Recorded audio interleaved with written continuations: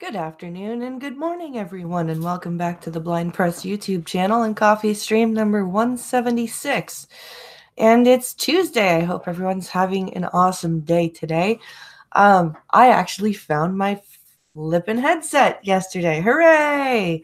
So I can read chat and keep an eye on the stream, or an ear on the stream, as they say. Ha ha ha. Ha ha ha.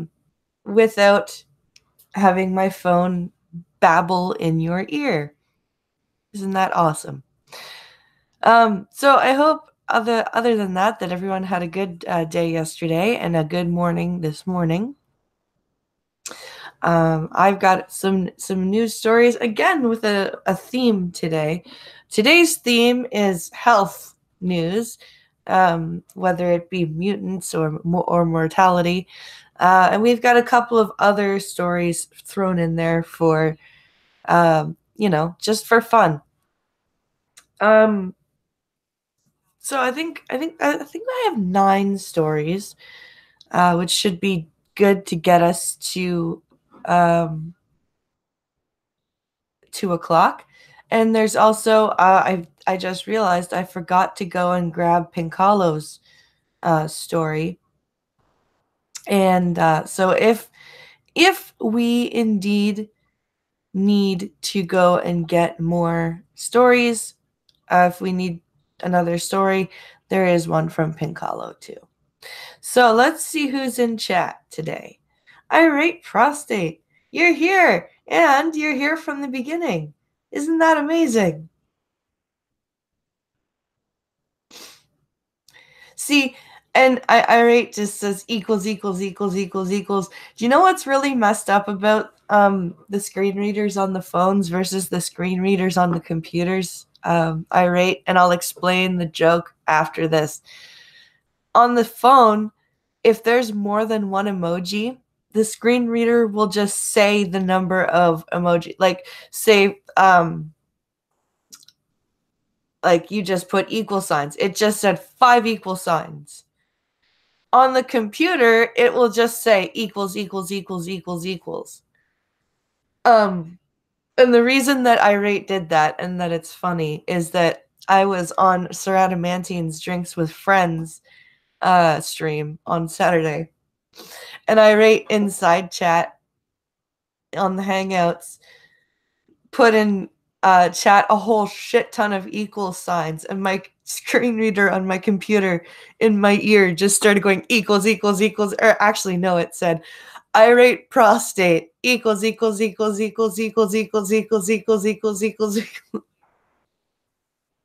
Oh no, wait, it didn't say Irate Prostate because I had to ask who it was that made my screen reader do that. And Irate was like, that was me. I'm so sorry. It was funny. Oh, and check your logic just typed out the words equals.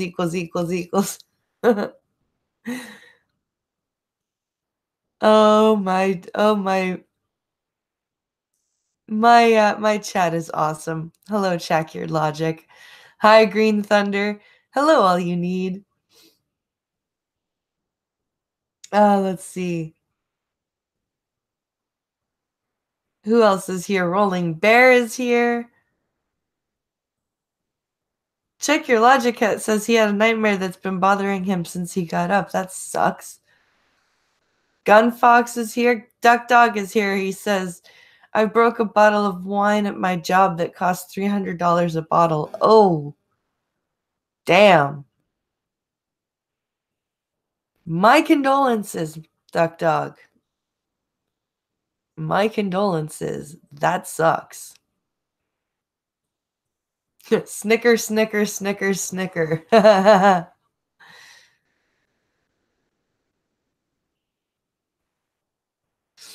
All right. So I'm going to just grab a sip of coffee, and then I'm going to switch over to Safari because yet again today, people, I have the stories ready for us. I don't have to go looking for them while we're live. Isn't that awesome? I'm actually prepared again. Maybe I could make this an actual thing. Let's see. Okay. What's our first story here? China encourages social credit incentives. Oh boy. Gotta love social credit incentives. How wonderful. All right, here we go. Oh, Streamlabs donation from Monsieur Gunfox.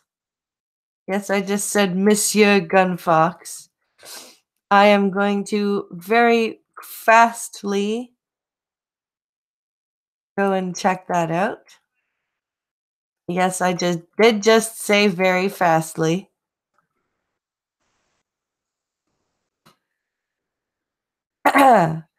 Yeah, see, I was using the Streamlabs app on my phone, but all it does is show you that someone donated to you. It doesn't show you what they say, which is kind of silly because isn't the whole point of reading what people have donated?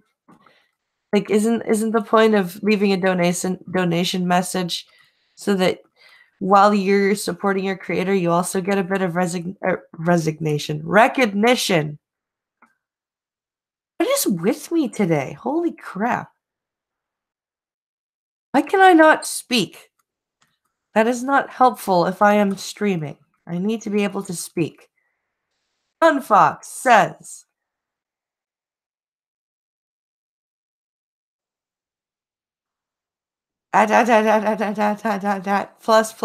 plus equals. You guys want to hear what the voiceover sounds like when it reads that? Ready? Here, this is what it sounds like. Plus equals.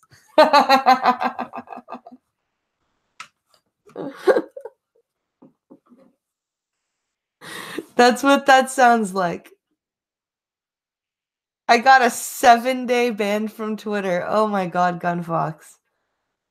Oh, I'm just causing trouble today. That's funny.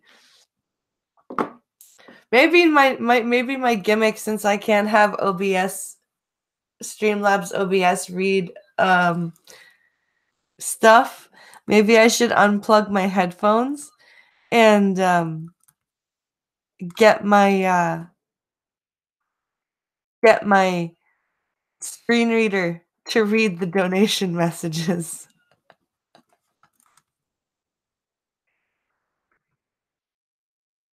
Maybe that's what I should do. I think that would be funny.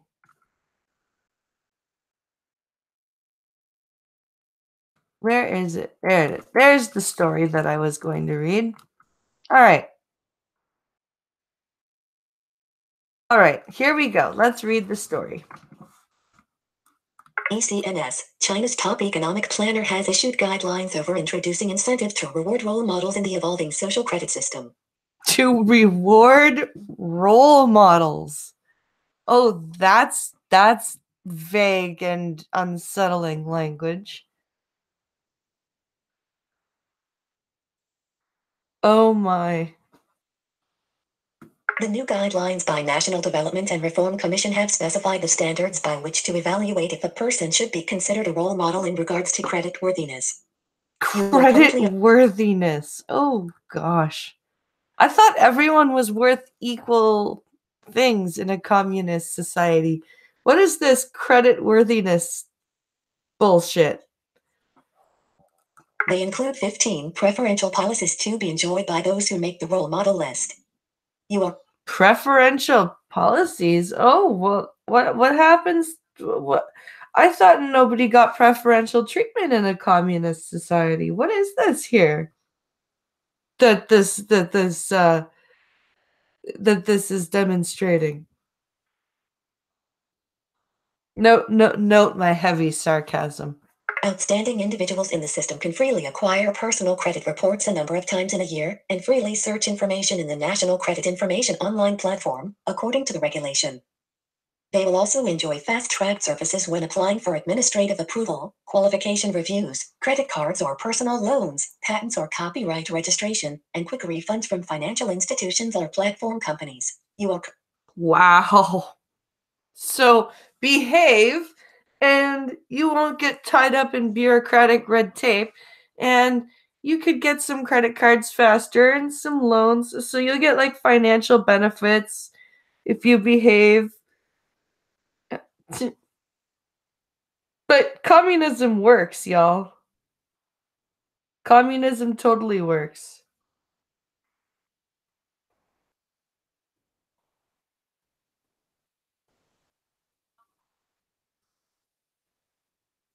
Oh my goodness.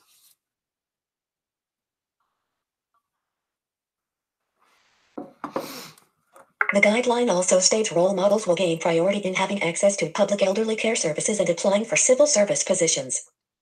So they get first dibs at civil service positions and better elderly care too.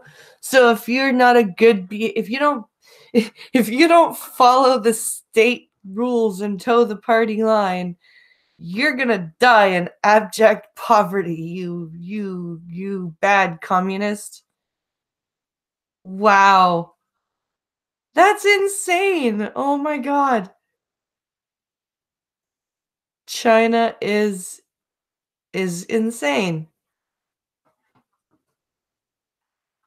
China has absolutely lost its mind.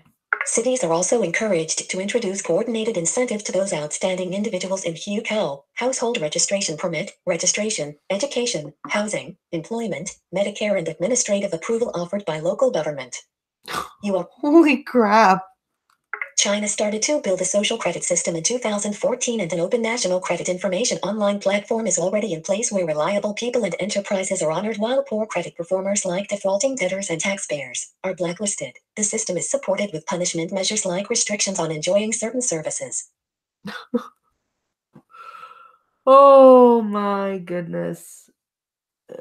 What a shining example of socialism and communism. It is brilliant.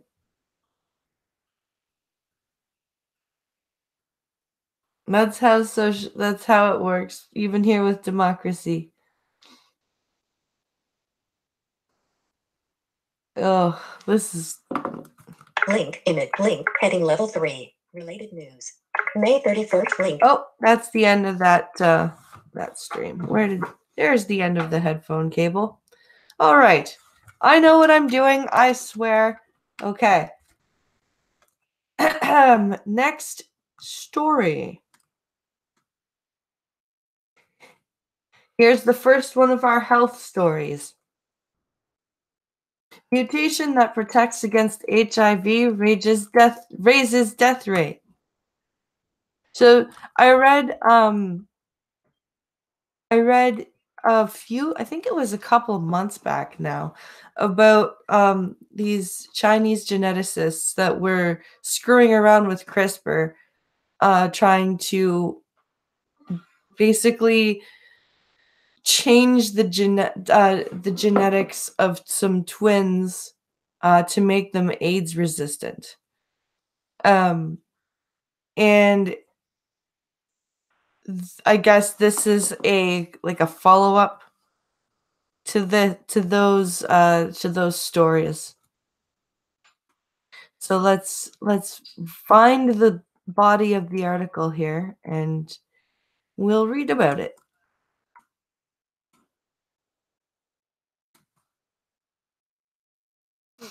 All right, come on, headline. Where are you? Okay.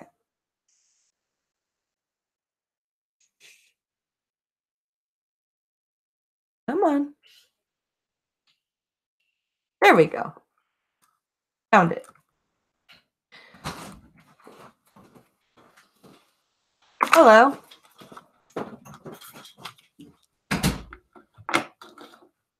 Okay.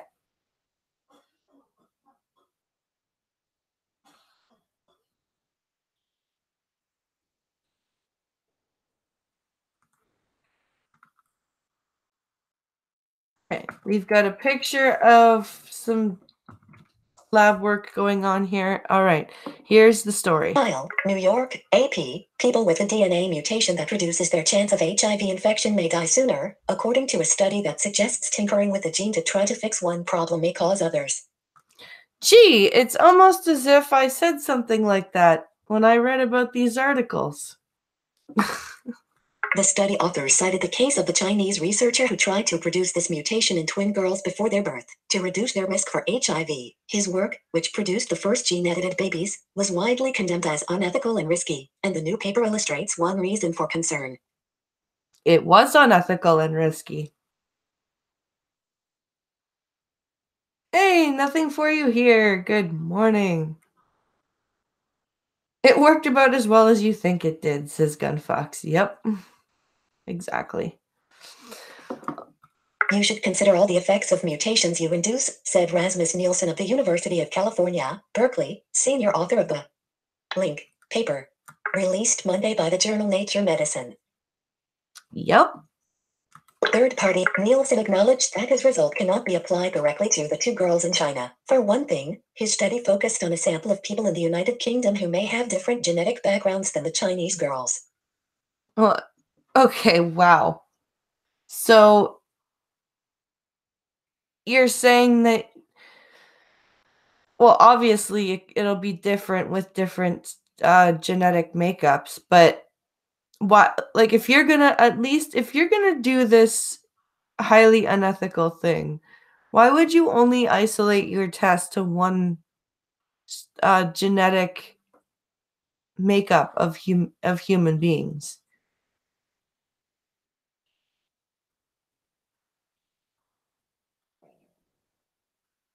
Oh, you think that this one sounds bitchy?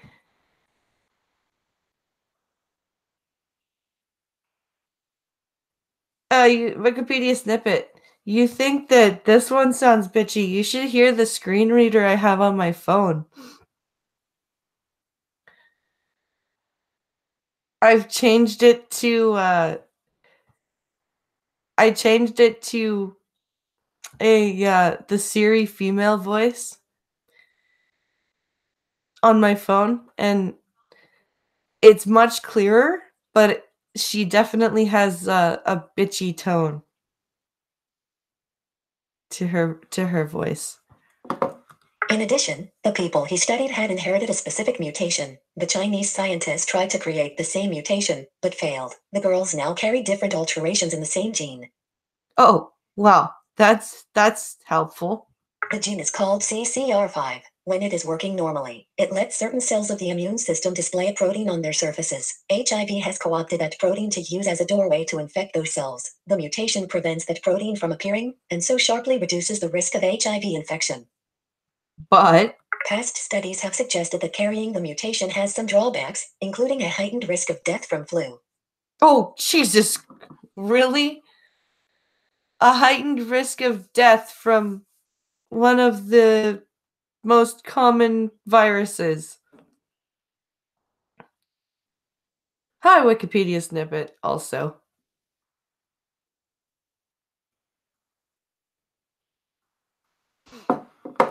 Nielsen and Sins Hui, also at UC Berkeley, study data on about 400,000 people who'd signed up between 2006 and 2010 for the UK Biobank, which collected extensive information on them and is following their health. They compared people who carry the mutation in both copies of their CCR5 gene to those who carry it in just one copy or neither, and looked for deaths recorded through February 2016. About 4,000 participants carried the mutation in both copies, of whom 151 were dead. Analysis focused on deaths between ages 41 and 76. Okay. That's a large age range, though. That's 30 years. Like, that's about, no, that's more than 30 years. It's about 37, or about 36, 34 years, sorry. 2006 to 2010, the Dark Ages. I remember a Kids in the Hall episode or skit where a guy suffered from a speech impediment, where a guy sounded sarcastic all the time. Oh, I think I know the skit that you're talking about. Yeah, I like Kids in the Hall. If you're a kids in the if you know Kids in the Hall, then you probably remember Gavin, who always talked like this. If my head were made out of bologna, how much would it cost? That's seriously a line that Gavin said from Kids in the Hall. See, some good things came from Canada. Kids in the Hall, wow, blast from the past. Yeah. Hi, Maddie. Coffee, breakfast, and blind press. Oh, thanks, man. I'm crushing your head. All right, let's see here. The study found that participants with a mutation in both copies had a death rate about 20% higher than that of the others. A second analysis showed that at the time participants signed up for the databank, when their average age was about 57, there were fewer people with a mutation in both copies of the gene than one would expect. That's another sign of a higher death rate. Oh, okay then. So I guess this study is showing that people who have this mutation in both copies of the gene are 20% more likely to die earlier in life than those who have just one copy mutated or neither copy, like a functioning copy of the gene.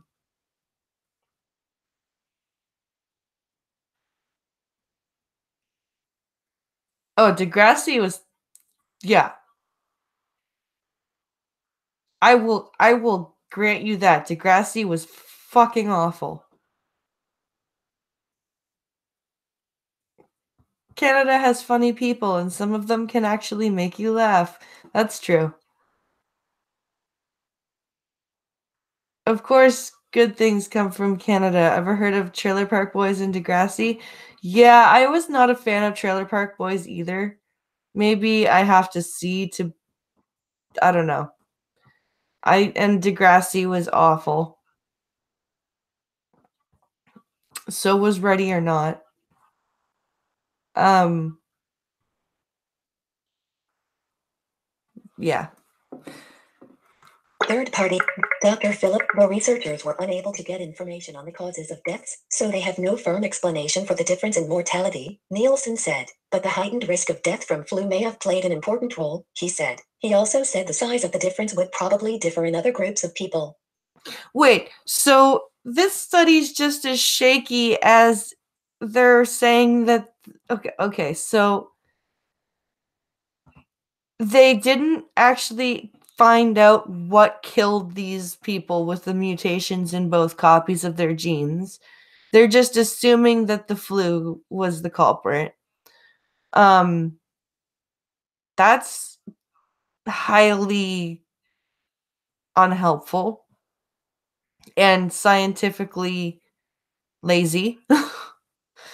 Oh, well, we don't know how they died, so we'll just assume that it was the flu. Costin says, I too thought Trailer Park Boys was awful. I found it embarrassing. I'm kind of the same way as you, Costin. Um, Wikipedia snippet says Degrassi was on public television here in the States. Oh, I'm sorry. Sounds pretty reckless. Yeah. That's a very reckless the scientist that went mucking about with these genes was incredibly reckless, and these authors of the study are also very very lazy. Very lazy study authors. Dr. Philip Murphy, an immunologist at the National Institute of Allergy and Infectious Diseases in Bethesda, Maryland, said the work provided the first peek at the mutation's effect on mortality from all causes over a wide swath of the lifespan. That's a big deal, he said. No, you just showed that a bunch of people with mutations could possibly die earlier. but you don't know of what. You don't know if there's a specific cause. You don't know. They everybody in that group of 150 people that died could have died from 150 different reasons. One of them could have had a heart attack. One of them could have had a stroke. One of them could have been hit by a car. One of them could have died from the flu, like you're saying. One of them could have had pneumonia. One of them could have had an embolism. Need I go on?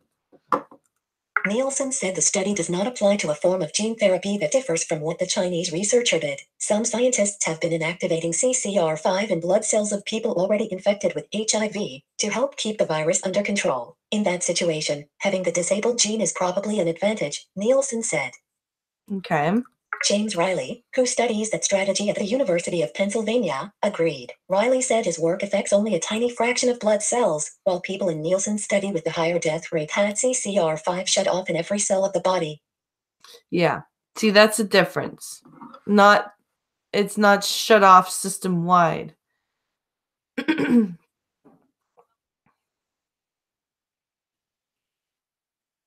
You're asking too many questions they can't answer. You're making too much sense. That's bad. Yeah, that's true. That's a big deal, he said. Yeah, I know. Let's see.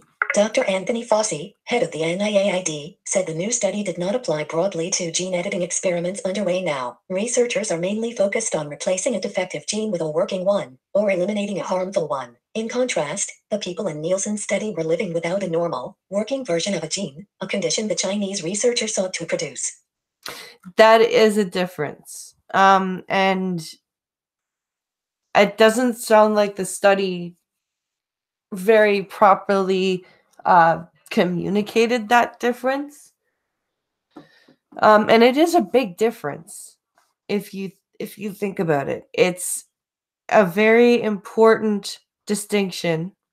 And replacing a gene with like a broken gene with a working one, or turning off a harmful one, is much different than going in with to an embryo and messing around with its DNA. I would agree with that doctor. Fauci said the work is more a lesson that genetic protection against one thing can raise vulnerability to something else. ____. So that's the end of that article. So that's an interesting look at the mutation angle. So here we go about another angle from the health news. This one we're gonna hear about some rich people trying to stay alive. So the headline here is From Young Blood Transfusions to Apocalypse Insurance, Weird Ways Tech Billionaires Are Trying to Live Forever. This is from The Sun. All right. You ready to hear about the craziness that's going on in the heads of these people? IT's simply not enough for billionaires to have everything they've ever wanted. They need eternity to enjoy it, too.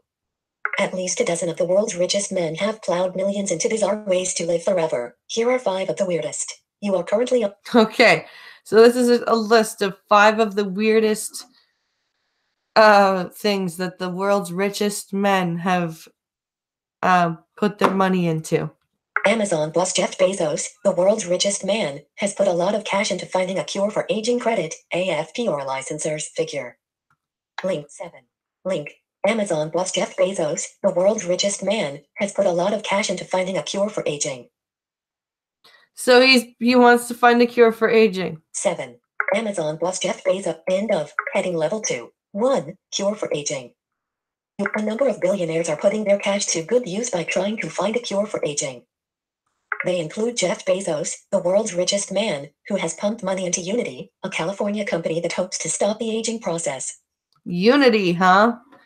Wasn't there a episode of Rick and Morty where Rick dated a hive mind named Unity? Never mind.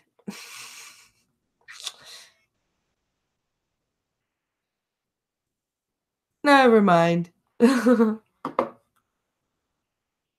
It's already raised over $116 million in funding and is trying to find a way to block cells that cause arthritis and loss of sight.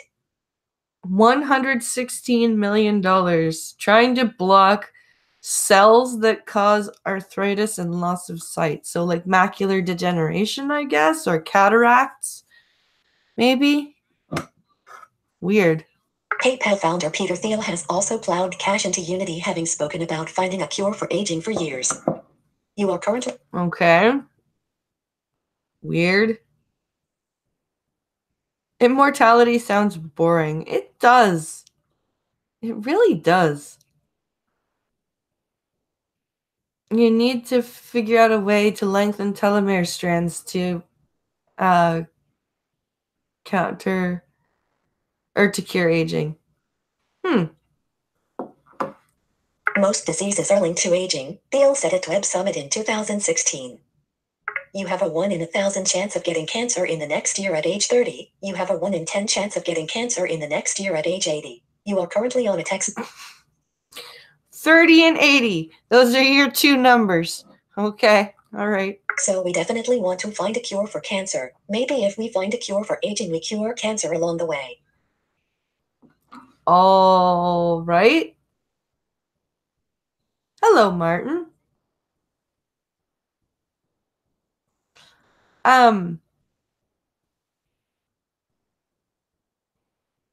What a crazy idea. Tesla CEO Elon Musk wants you to load a computer chip into your brain. Credit.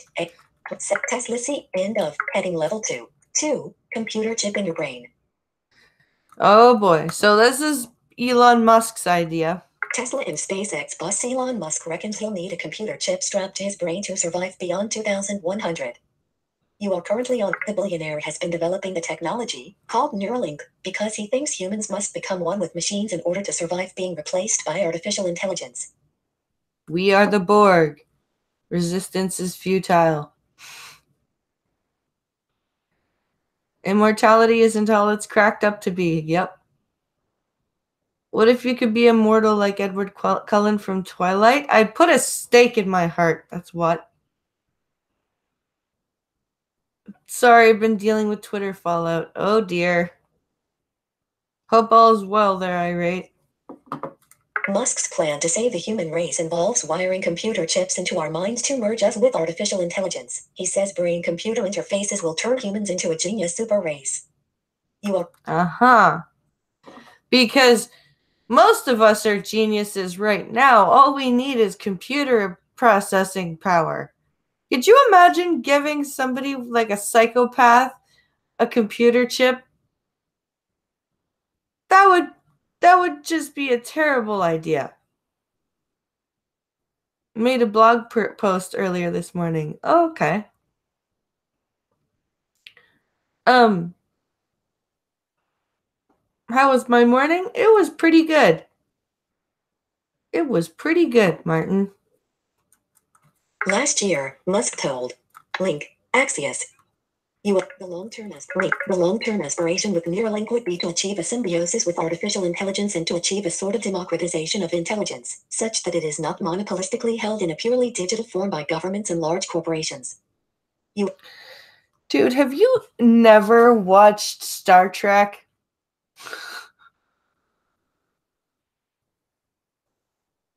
Exactly. Computer voice, we are the Borg. Yeah. Deep Space Nine or the Next Generation? Any of them.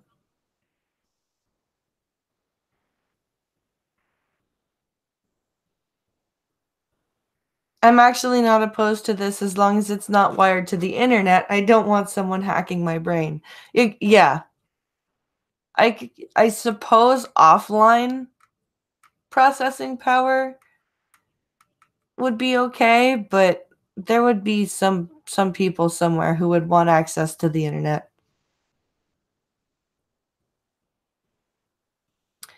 Telomere strands are what's responsible for cell regeneration, and as we age, they get shorter. Okay, gotcha.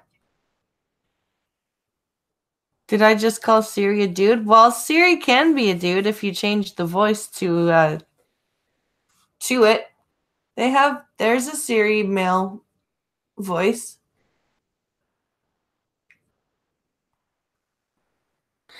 So I've got two different screen reader voices right now. I've got the one on my computer, which is Ava, and then I have Siri female on my phone.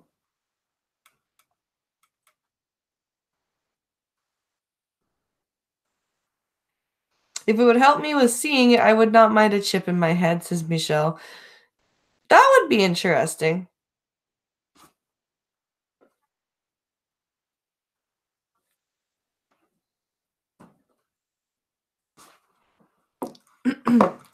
He also said that the technology would involve an electro-to-neutron interface at a micro level. This essentially means that the tech would have to be surgically implanted into human skulls. You are currently on it. Here, let's put this cortical implant into your skull. Oh boy. This is totally a Borg thing.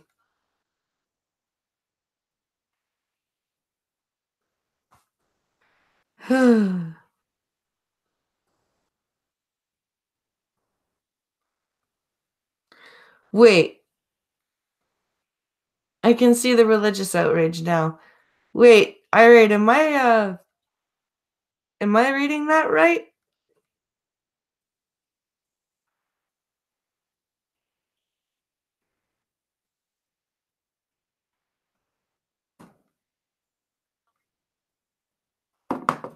Facebook boss Mark Zuckerberg set Facebook end of heading level 2. 3. Apocalypse insurance. Apocalypse insurance. Okay. I think this is Mark Zuckerberg's idea. The end of the world could take many forms. Perhaps the global economy will collapse and lead to a state of worldwide anarchy, or maybe a global pandemic will decimate the population. Wealthy tech moguls are preparing for any such apocalypse by buying island properties, having laser eye surgery, and investing in pinned-out nuclear bunkers.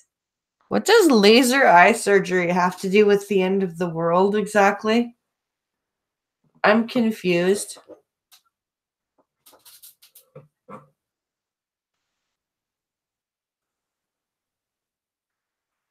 Um, this may seem very offensive, but do blind people get social anxiety? Yeah.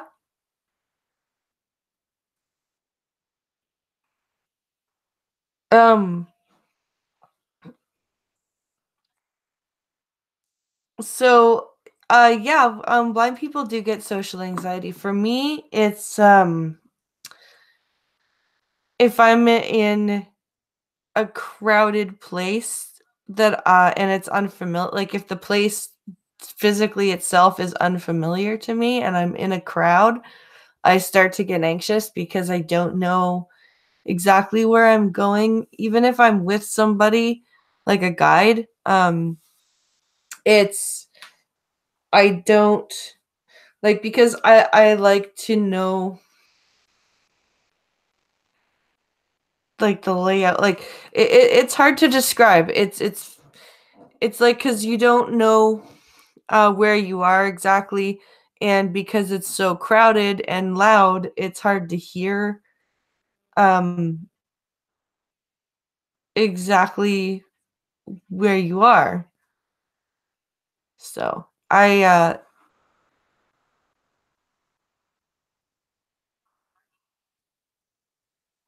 blind, if VR came our way and they had technology and introduced that technology for blind people, would you do it? I'd try it once, for sure.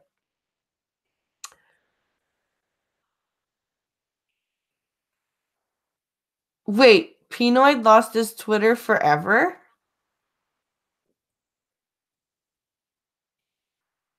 He's not just like 7-day or anything. He's gone for good.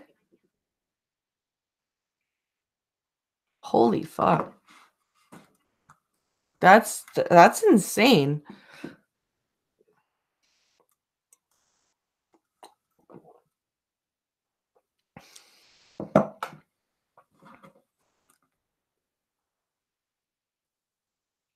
Wow. I'm kind of speechless here. That's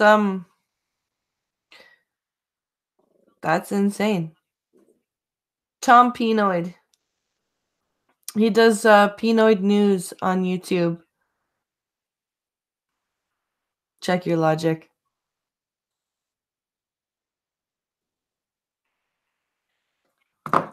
Dinner party conversations in Silicon Valley are dominated by talk of society crumbling amid nuclear war and what steps the billionaire elites are taking to avoid the fallout. How do you know what dinner party conversations are dominated by? The New Yorker spoke with Larry Hall, the CEO of the Survival Condo Project, which is a 15-story nuclear warhead silo turned into luxury doomsday properties. Only rich people. I live in a doomsday condo. I live in an old nuclear silo turned into condos. I live in a doomsday luxury property. We have an in-ground pool surrounded by cement so that we don't go turning green and radioactive when we go swimming after the nuclear holocaust. What the fuck?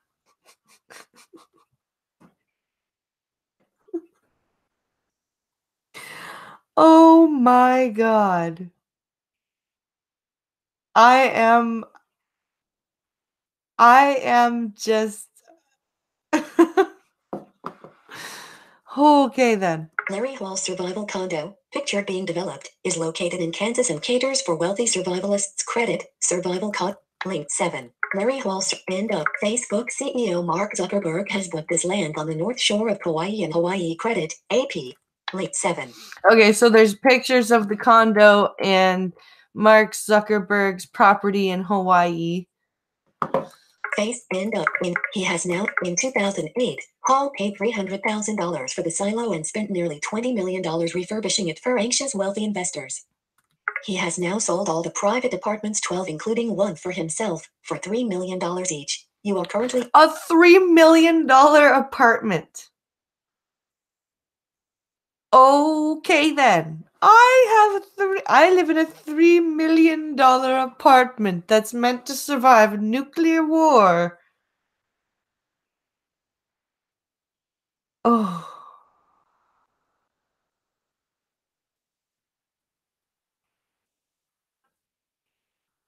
If I was a billionaire, I'd make me a fallout shower. It almost sounds like the debunkers.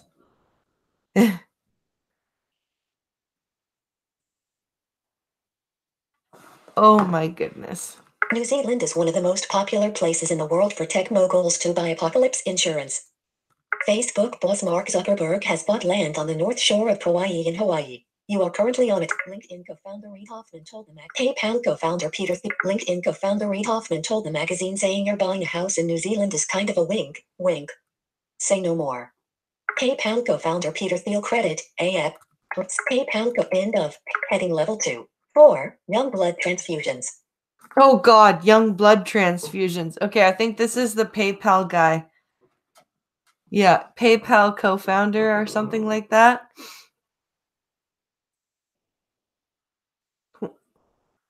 Well, if I'm going to spend $3 million, it's going to be one hell of a house, my vintage Mustang, and an RV. Yeah, that makes sense.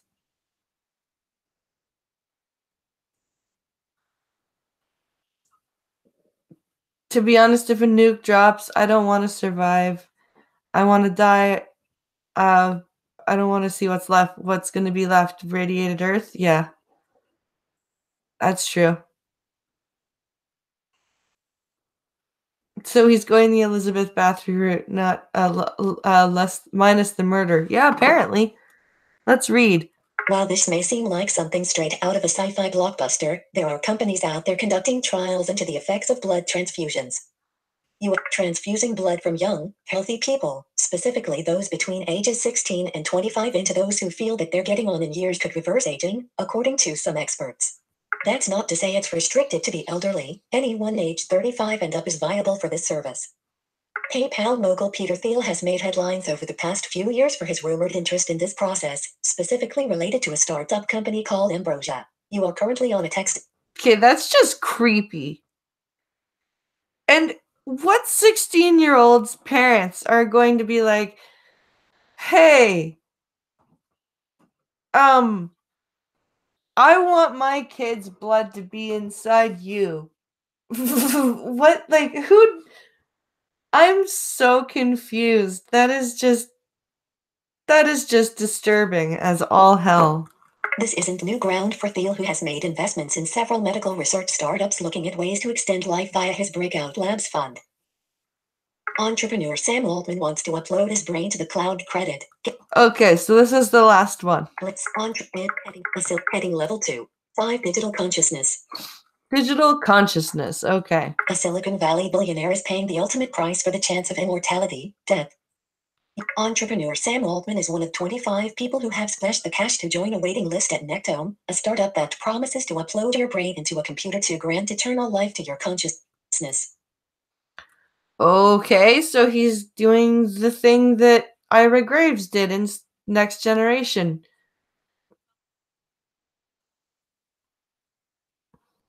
The 16-year-old's parents who are getting paid buckets of money says nothing for you here. Yeah. Madame Bathory, yep. If someone tells you about P triggers, is it okay to give that some shade? I think so.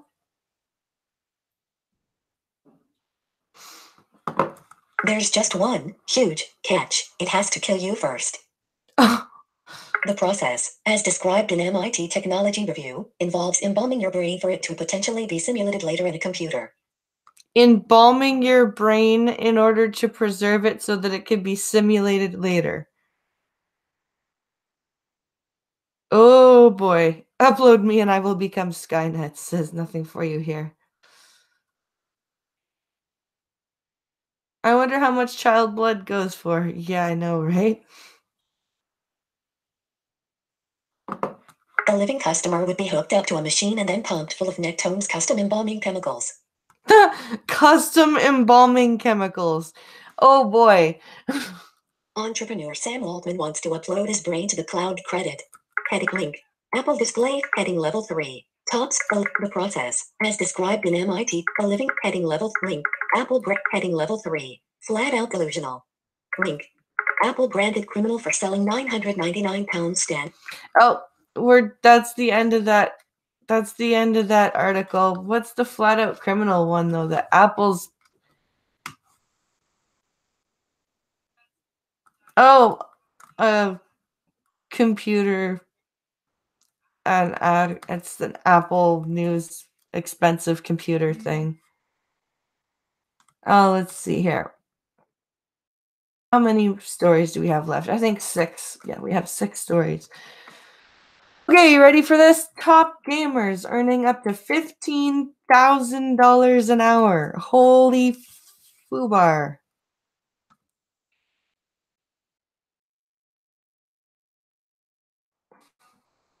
This is from the Hollywood Reporter.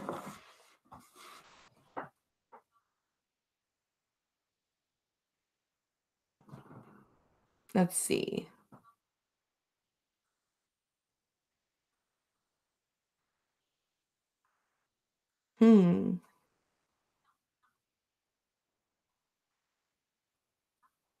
Nope on top of nope. Yep. All right, here we go. A decade ago, Benjamin Lupo's hobby of playing video games was just that. Today, a gamer like Lupo could earn as much as $15,000 an hour broadcasting his game into the nearly 3 million people who follow him on live streaming platform Twitch. Lupo, who goes by the online avatar to Lupo, says it took him 2 full years of streaming 40 plus hours a week while working a regular job before he felt comfortable gaming full time, now considered one of the world's most popular gamers. He's part of a burgeoning cottage industry of streamers who are profiting from the booming business of video games. Yeah, it's fun. Like, we are getting closer and closer to simulating a human brain digitally using deep learning. It's only a matter of time.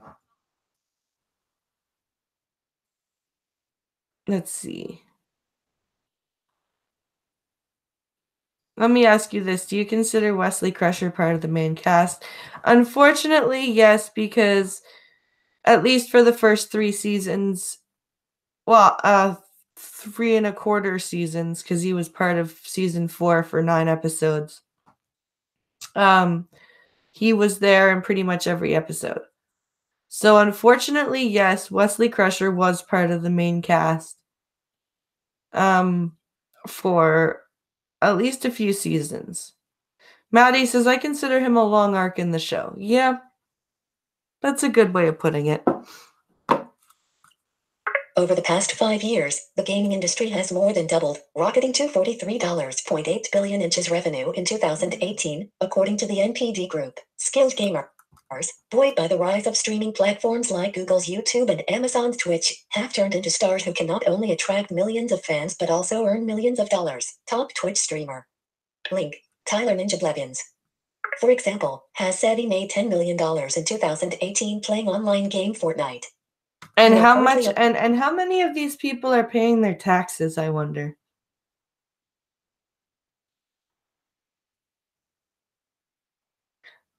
And that's a serious question.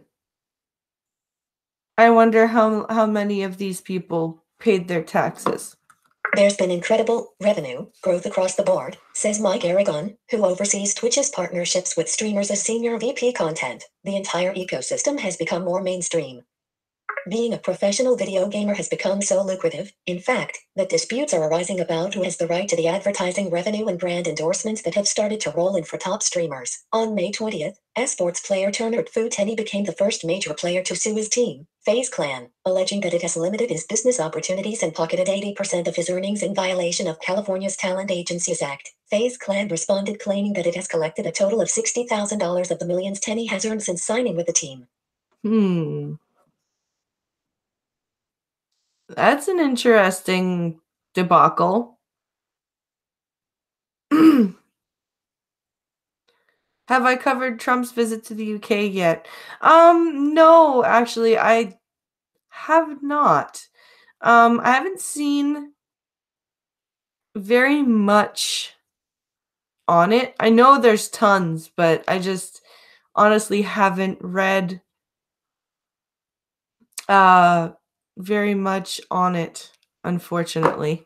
Streaming personalities regularly appear live on camera for more than 8 hours a day, responding to fan comments and questions as they play. Twitch, the largest live streaming platform, averages nearly 1.3 million concurrent viewers daily. Streamers monetize those viewers in a variety of ways, through in-stream ads, donations, and paid subscriptions to their channel. At the heart of this exploding new business is a wave of interest from major brands, Bud Light, Coca-Cola, Intel, Toyota and T-Mobile among them, that are drawn to the sizable young audience tuning in for live streams from Blevins, Lupo, Tenny and others. I get approached for endorsements multiple times a day, says Lupo, 32, who broadcasts to his 2.8 million Twitch followers for upward of 10 hours a day, averaging 4,000 concurrent viewers. He says he's been contacted by potential sponsors from the luxury, alcohol, insurance, entertainment and home decor industries. Wow. Multiple sources at the Hollywood agencies tell THR that per hour rates for endorsing a company during a live stream can reach as high as 5 figures for the most popular gamers. On average, a gamer can make anywhere from a couple thousand to $15,000 per hour. A brand's overall commitment to a single streamer could total as much as $500,000. That's insane. That is absolutely insane. Audit time. Yeah, no shit.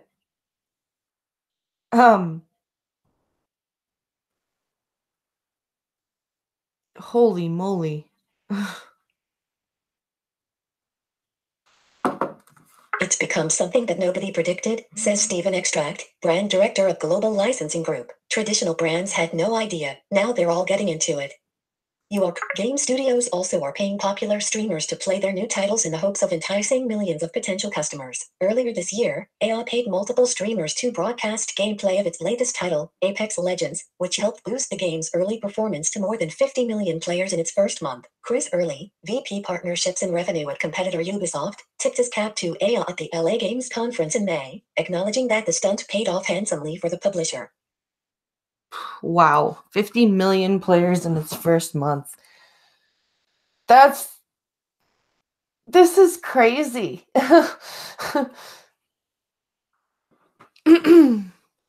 See, and this is like, part of me wonders if I shouldn't, like, because I do want to do some gaming streams and stuff, but part of me wonders if I shouldn't move the gaming stuff over to Twitch, and then keep this stuff over here, like the streams for the news and like any videos I do about the blindness, and like um just keep the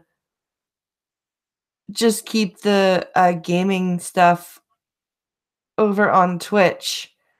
Um I I don't know. Why is an alcohol company reaching out to someone who knows their audience are underage? Because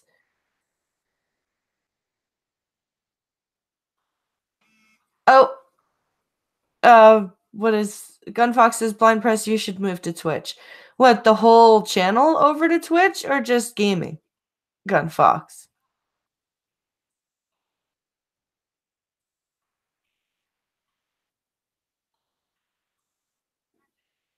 I used to do the streams on Twitch.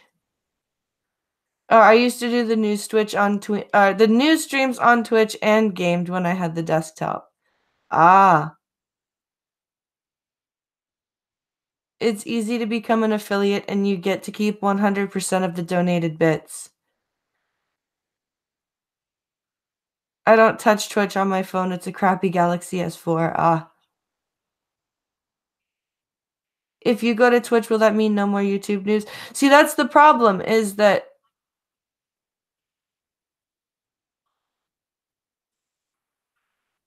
I would just if I were to go to Twitch, I would just do my gaming streams there. Because I don't know how to do running OBS and stuff. If I could use OBS, I would restream. Oh, you used to do the news on Twitch too, says Maddie. Yes, I can. You can always edit the streams and upload them here. The only problem with Twitch is that it's less accessible than YouTube. So it's harder for me to use by myself. Like, I can use YouTube almost 100%. Like, I can set up these streams by myself on YouTube. But I don't know how to do, like, Twitch is a lot harder. But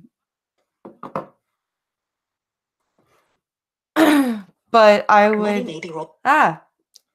I need to go and check my Streamlabs, as my phone has just told me. But yeah, if I would have to learn how to use Twitch properly. If I ever did do both things on Twitch, like if I ever did switch the news stuff over to Twitch, I would restream it to YouTube.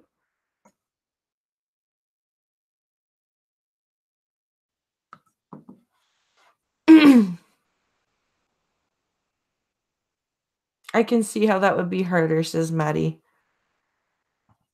You do have to use OBS, yeah.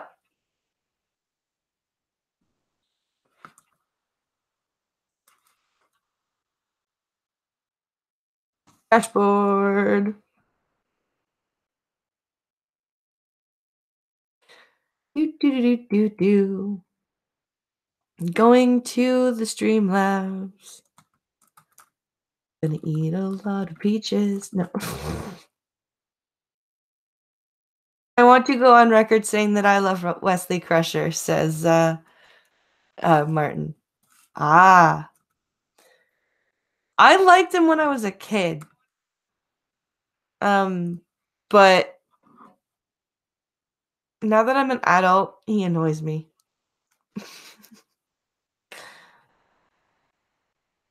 No, I'm not. Don't say that, or don't say that. I'm not for sure moving over to Twitch. I'm probably gonna put my gaming streams on Twitch because I can get them set up.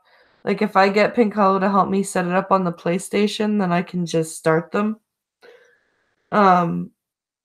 But don't worry. Check your logic. My stupid headset just died. I'm gonna have to plug it in. But yeah, I would just set my right now I would just put my gaming streams up on Twitch, not the coffee stream. Another offensive question. How do you play games? That's not an offensive question. The only games that I can really play myself are fighting games because they're of the sound. So the audio cues. So games like Soul Calibur, Mortal Kombat, Tekken, stuff like that are games that I can play. I do want to try for the hell of it an offline like campaign mode Call of Duty just to see if there's any chance in hell I can halfway decently play it. But so far it's just fighting. No, not audio descriptions. Just listening. Like for example, Mortal Kombat has 3D audio. So if you wear headphones with Mortal Kombat, you'll notice that each character, when they move, their sound actually moves with them. So I can hear, say, Sub-Zero on my right. So I'll know, okay, go attack Sub-Zero over to the right. Oh, no, now he's moved over to the left. Okay, now move over there. And then it just becomes a matter of learning the moves that your characters do. And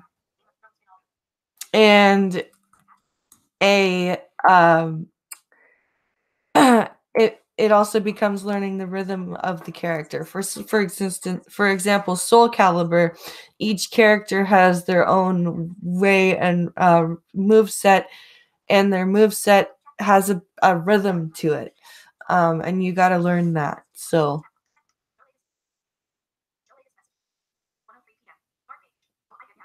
Oh, I get you, BP, says Martin. Okay. Yeah, no, it's...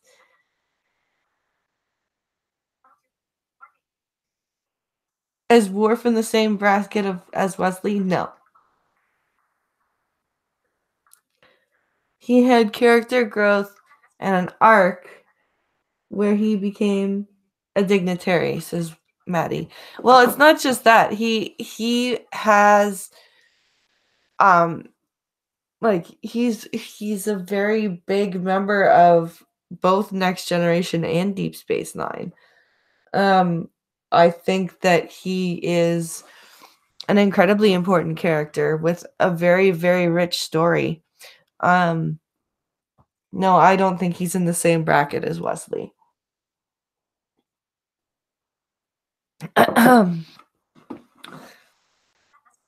So guys, so you've heard my computer screen reader. Hold on a second. This is what my it's a bit faster than my computer, but this is what the Siri female screen reader voice sounds like. 1:04 p.m. Mariam WM Media. He's an all-around well-done character.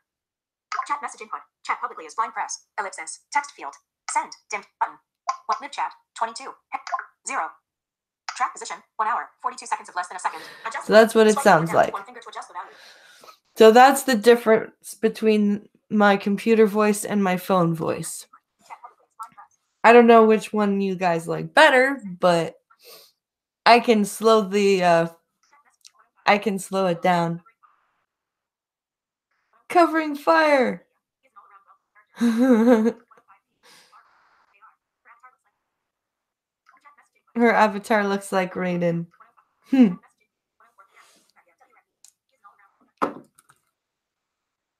All right, here's the rest of the gamer RDO. What's an RDO? Article, blind press. Jesus Christ. Money may be rolling in faster than ever before, but many predict it's just the tip of the iceberg. Goldman Sachs has estimated that esports and online game streaming viewership will reach 300 million people by 2022, surpassing the audience for Major League Baseball. With that exposure, more blue-chip sponsors are expected to follow. Every time a Starbucks comes into the space, every other coffee provider pays attention, says Miles Heron, co-founder of esports and live streaming tech platform PopDog. That increased interest, he adds, fundamentally is good for all of us.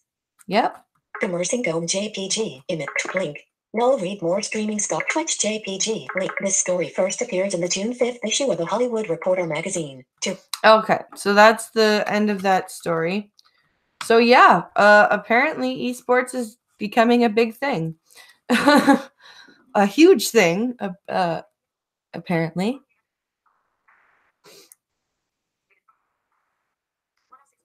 Let's see. Who looks like Raiden?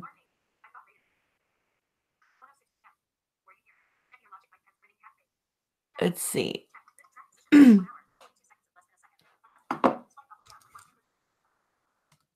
Let's see. FDA food testing finds contamination by forever chemicals. So this is the next story here. We're back on the health stuff. Oh, excuse me. I apologize.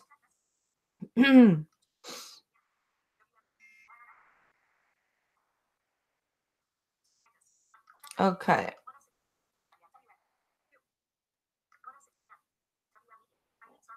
I hate Starbucks. I do too.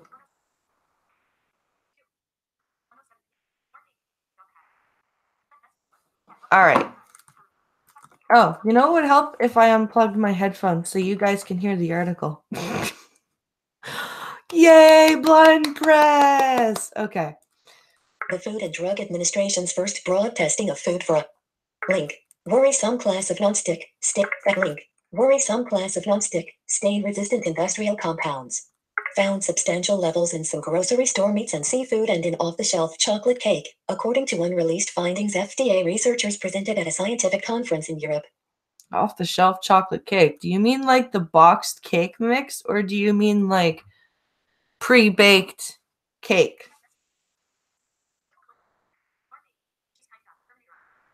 That makes me scared.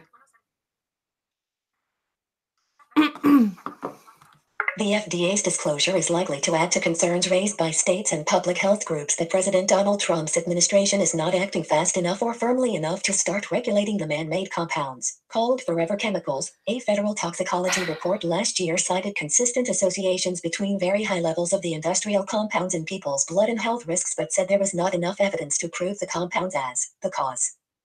So this is Trump's fault because what? How? Because he's not breathing down the FDA's neck and making them do their job?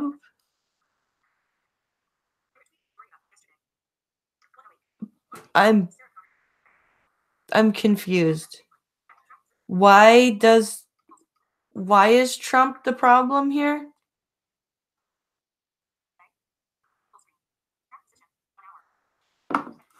Link. Alabama woman claims what?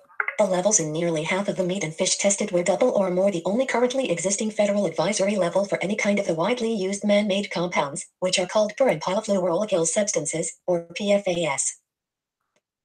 The level in the chocolate cake was higher, more than 250 times the only federal guidelines, which are for some PFAS in drinking water. So then lay down the hammer, FDA. Do your job. Why do you gotta blame Trump? I retweeted a story about this yesterday, says Maddie. Did you? I didn't see that. I will have to check.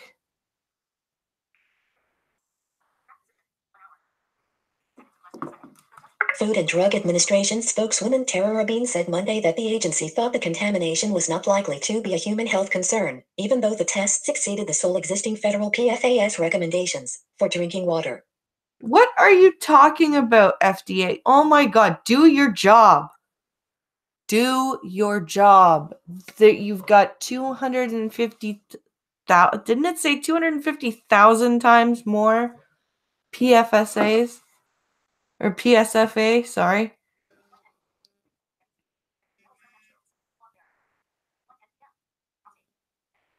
Orange Man is bad. Yeah, I know, right? Sir, Adamantium is here. Yeah, lay down the hammer, SDA. Yeah, I said FDA, but okay.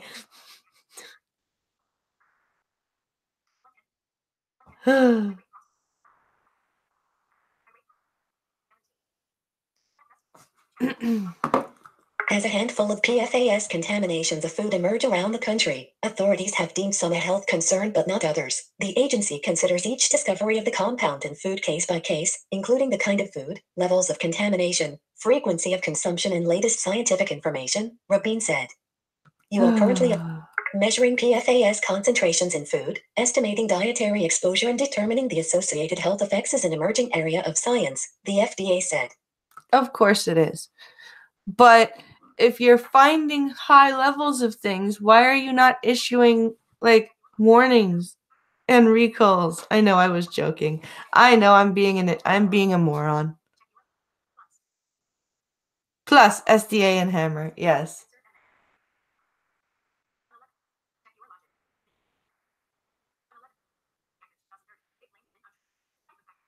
They blamed Flint on Trump, despite the fact that it was the fault of the Democrat leaders in the area. Yep.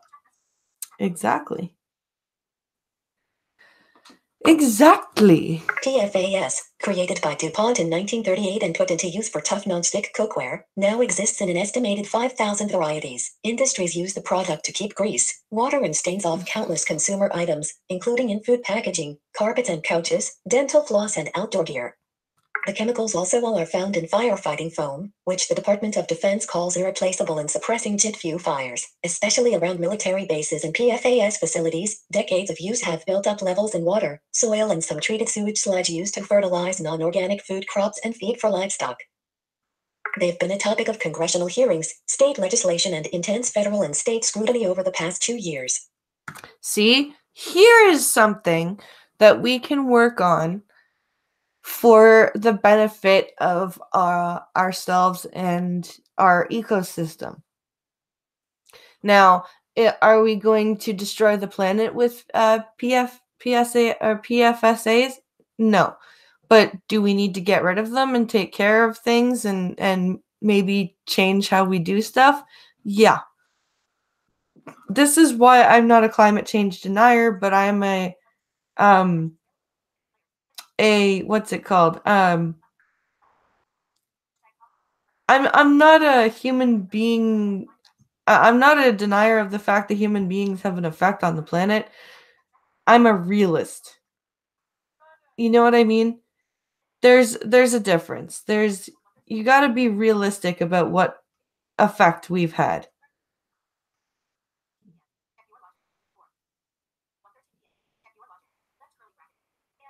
Let's see here.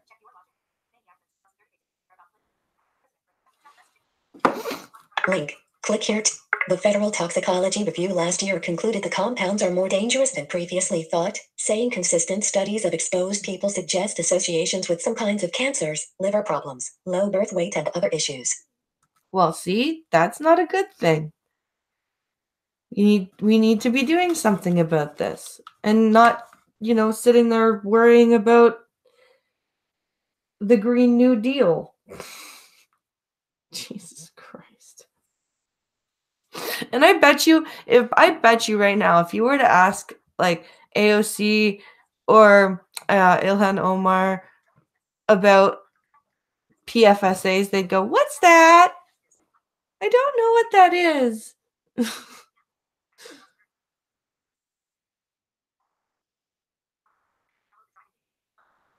Oh, Pink Carlos here. You got to stop China and India, and that you've got to stop China and India, and that will never happen. Yep.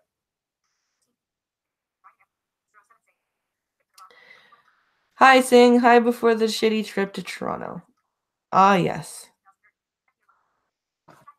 All right. So let's see the next article here. Healthy Texas couple dies from mysterious virus in Fiji. Look, more health stuff. I told you there was a theme. I told you. Oh my goodness. I'm just doing a bit of a stretch here.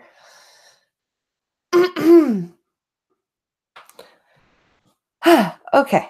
Moving on. Unplugging headphones. A young and healthy, Texas, couple on a dream vacation in Fiji died suddenly after they both contracted a mysterious, illness. Period. Family of David and Michelle Paul said the Fort Worth couple began feeling unwell the day before they were supposed to leave Fiji and return home 2 weeks ago. David and Michelle Paul, a couple from Texas, died after contracting an illness in Fiji. Image. David and Michelle Paul, they knew something was going on in their body and were able to get to the hospital, Michelle's sister-in-law Tracy Kalinog told local TV station. KVUE. Period. Anything can happen, she added through tears. Friends said the Air Force veteran and his wife loved to travel and tried to get away on annual trips with just each other, leaving behind their young son, too, David's daughter from a previous relationship, and their dog, Zoe.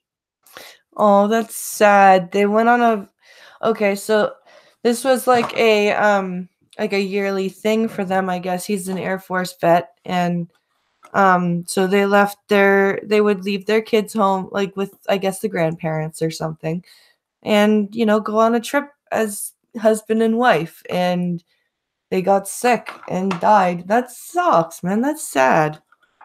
That is a sad story. According to Kalinog, Michelle died first, then David, before he could be airlifted to Australia for treatment. To Australia. Wow. An investigation. Toddler in Missouri develops rare brain disease. An investigation into the cause of their deaths is ongoing, but recent. World Health. World Health Organization alert. Warns of a deadly influenza strain, including in Fiji where it is particularly affecting young adults. Oh. Interesting. A flu strain in Fiji, particularly, where it affects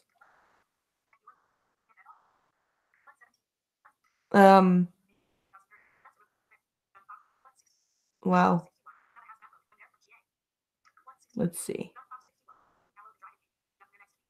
You'll be up there in Toronto next week. Oh, cool, Gunfox. That's a good long trip.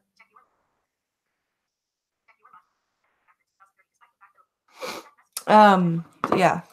A U.S. Department of State official confirmed the deaths of Michelle and David Paul in Fiji to KVUE and said they were monitoring the investigation. The couple's children were with relatives, but their beloved dachshund was left at an unknown kennel and could not immediately be located. Aww. We are incredibly grateful for everyone that came together and helped locate Zoe Kalinog said. To continue reading on the New York Post. Subscribe. Blah, blah, blah. Blah, blah, blah. Go away. So yeah, that's a sad story. We've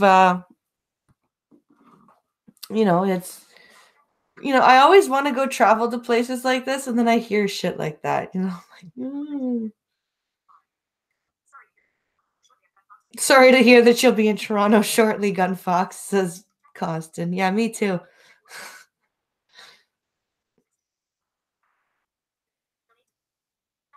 Let's see.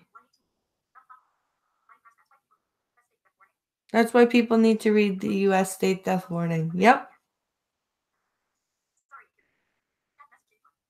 Very true.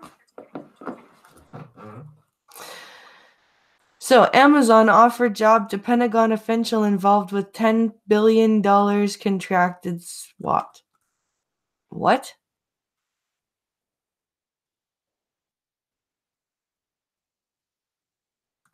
Or wait, sorry.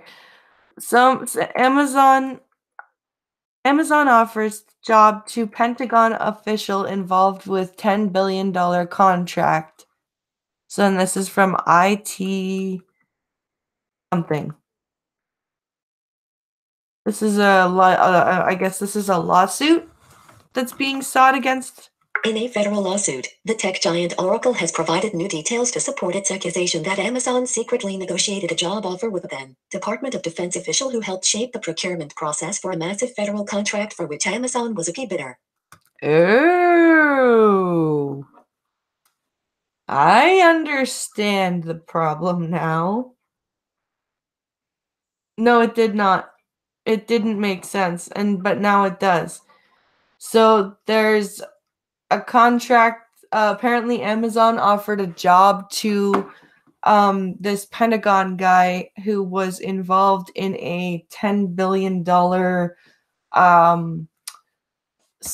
I guess, stacking of the deck in Amazon's favor. So I guess Amazon wanted a contract with the Pentagon, I guess, and this guy. We'll read on and find out, but it seems like this guy orchestrated or helped orchestrate the circumstances in which Amazon would be getting this contract. And Oracle is now suing federally. Interesting. Okay, I think that's what this is about. Let's read. Amazon Web Services and Microsoft are now the two finalists to win the highly contested $10 billion contract for what is known as the Joint Enterprise Defense Infrastructure, or JEDI. The deal, one of the largest federal contracts in U.S. history, would pay one company to provide cloud computing services in support of Defense Department operations around the world. Okay. But the contract has been hotly contested since the department began soliciting proposals last year. Two of Amazon's competitors, IBM and Oracle, filed complaints with the Government Accountability Office saying that the winner-take-all process unfairly favored Amazon, which is seen as an industry leader in cloud computing. When its claim was rejected, Oracle sued the government in the U.S. Court of Federal Claims. But what okay, so Oracle's pissed off at Amazon and the government, and they're suing the government now. Pay to play scam. Yep. Yep, pay to play. Exactly. Let's see if this article will detail if there was any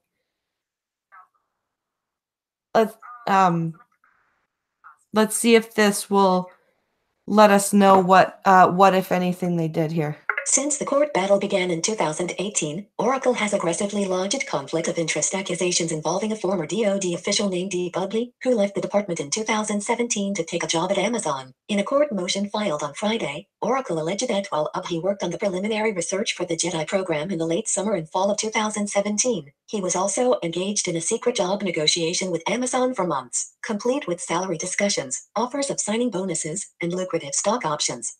Okay.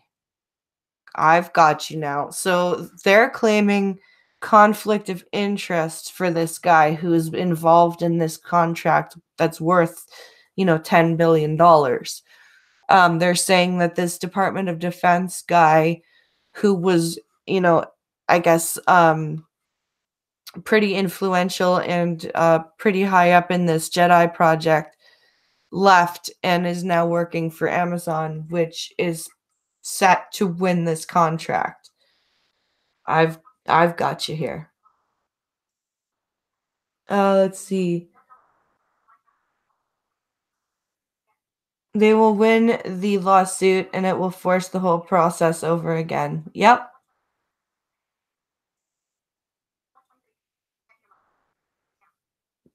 Yep. Let's see.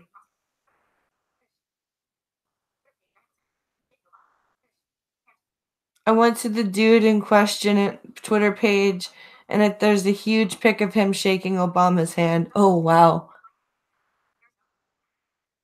They will win it. There's no two ways about it, and he will likely go to jail for this.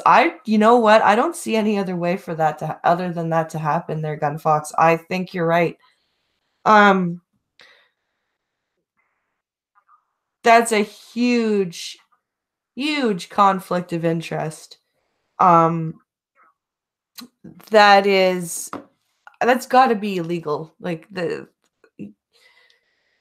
cannot be a legal move that he did.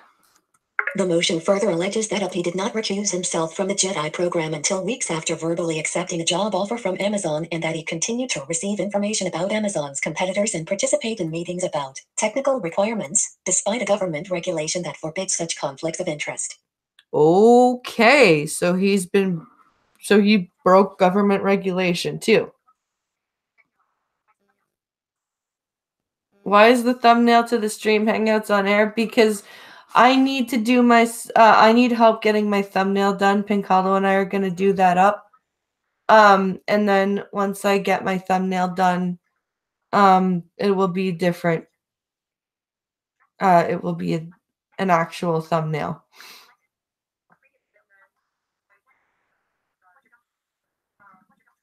Because, yeah.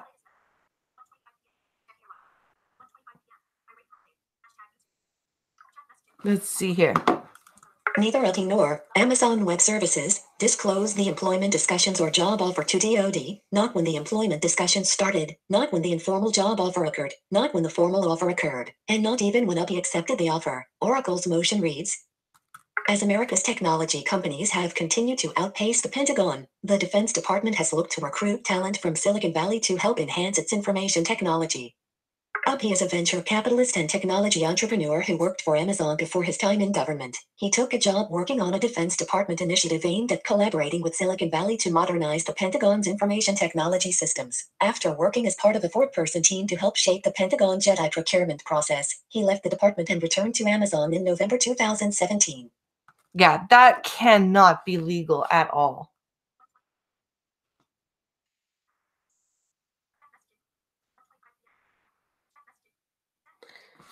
It's not a fact of me not knowing how to use OBS. It's the fact that OBS and screen readers do not play very well together.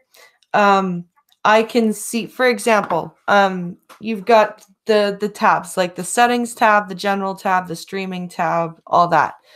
I can move from tab to tab, but any of the stuff in there, like any of the like if I want to go and set my stream key, like input my stream key, I cannot click, like I cannot activate the text box to put the stream key in.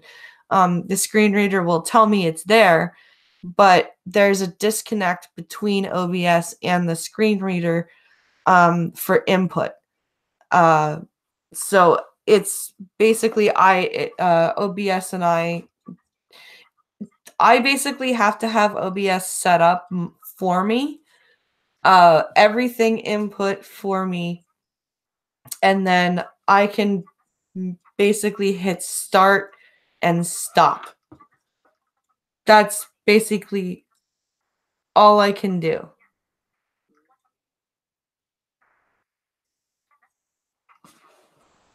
So that's how that works.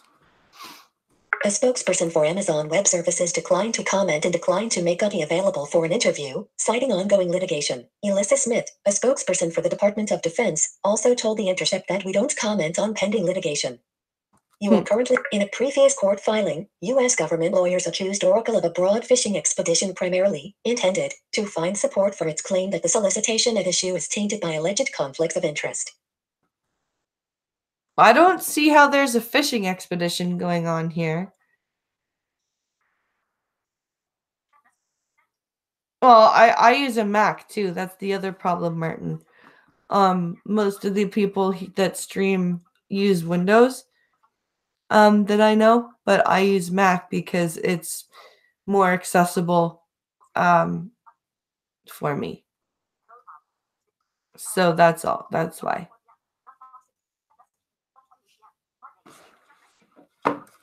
According to Oracle's motion on Friday, Abhi began job negotiations with Amazon in August 2017, while he was working on the early stages of the Jedi program. Oracle claims says that deep discussions about employment began in late September and that Abhi verbally committed to take the job on October 4th. But according to the filing, Abhi did not recuse himself until October 31st, 2017. Oracle alleges that he continued to influence the program in the meantime. Yeah. See, that's the problem, and that's a very big problem. Under the Procurement Integrity Act, government officials who are contacted by a contract bidder about non-federal employment have two options. They must either report the contact and reject the offer of employment or promptly recuse themselves from any contract proceedings. Contracts should be awarded fairly based on merit. Mandy Smith-Berger, director of the Center for Defense Information at the Project on Government Oversight, told The Intercept, the Procurement Integrity Act seeks to ensure that job offers and other financial conflicts of interest don't influence the process. Last year, a Defense Department review found that there were 4 instances where individuals with potential financial conflicts of interest had worked on the Jedi program, according to court records. But the Pentagon concluded that this hadn't unfairly impacted the contracting process. 2 follow-up reviews, one by the GAO in November 2018 and another by the Defense Department in April 2019, came to similar conclusions. How is that possible? You've got 4 separate instances, and you're saying that nothing's been violated? Come on, Pentagon. Really? Really, Pentagon? The second Pentagon review came after the department said that it had received new information about Abhi and would investigate it. According to Oracle's motion on Friday, the new information came from a belated submission from Amazon to the DoD's contracting officer that finally acknowledged the months-long employment talks. According to Oracle, Abhi provided a false narrative to the contracting officer at the time of his recusal, saying that he was stepping away from the project because Amazon had offered to acquire a company that Abhi had a stake in. That was a pretext to mask the fact he had been negotiating for months to obtain a job at the company, Oracle's filing said. Yeah, all of this is really shady. Very, very shady. The filing also alleges that between Abhi's verbal commitment to accept Amazon's offer and his recusal from Jedi, he continued to participate in Pentagon meetings about the project's technical requirements and to receive submissions from Amazon competitors. It also alleges that Abhi downloaded material from a Jedi project Google Drive to his own laptop. Holy crap. If that's true, that is damning and very stupid, and wow.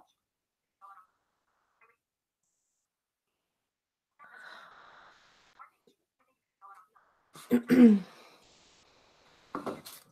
its filings, Oracle has argued that Abhi was instrumental in persuading the Pentagon to seek services from a single vendor, a decision widely seen to improve Amazon's chances. Oracle cites workplace messages on the platform Slack in which Abhi tries to persuade his colleagues to come around to that view, but the company does not cite any messages suggesting what his reasons or motive may have been.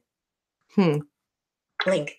Lawyers for the U.S. have countered that Abhi's involvement was early in the process, before the agency had even put out its draft solicitations. The deputy director of the GAO has also testified that Abhi's role at DoD was to take the lead on a market research report and that characterizing him as the lead on the acquisition process is inaccurate. It doesn't matter whether he was the lead on the acquisition or the lead on something else. What he was doing was incredibly shady, and he shouldn't have done it. He should have recused himself right away as soon as he got an offer. Even if he didn't take the offer, he should have recused himself, because that's a very, it's a huge conflict of interest. Especially when you're dealing with military stuff and Department of Defense projects. You can't throw that shit around. You can't, just be, careless about what you're downloading, what you're talking about, who you're allowing admittance to in conversation. It's Public affairs officers for Amazon Web Services have also said in the past that Abhi works with the commercial division of the company, not the public sector division, therefore minimizing his contact with the part of the company perusing the contract. You are currently backhand index fingerprint. And of course, there's an emoji. Because, you put emojis in articles. We depend on the support of readers like you to help. an emoji pointing at, something that says you should subscribe to us and help us.